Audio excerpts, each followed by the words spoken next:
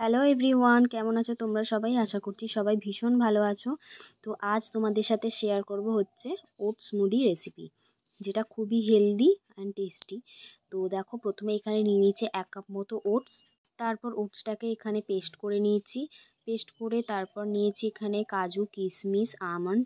এটা তোমরা পরিমাণটা তোমাদের যেরকম কোয়ান্টিটিতে করছো সেরকম মতো নিয়ে নিও। তারপর দেখো, এগুলোকে ভালো করে পেস্ট করে নিয়েছি। তারপর এখানে দিয়ে দিয়েছি আগের পেস্ট করে রাখা ওটসটা। তারপর এখানে ইউজ করছি কিষানের পিনাট বাটার, এটা ইউজ করেছি 1 চামচ মতো। তারপর এটাকে পেস্ট করার সাথে এখানে অ্যাড করছি হচ্ছে 1 কাপ মতো দুধ।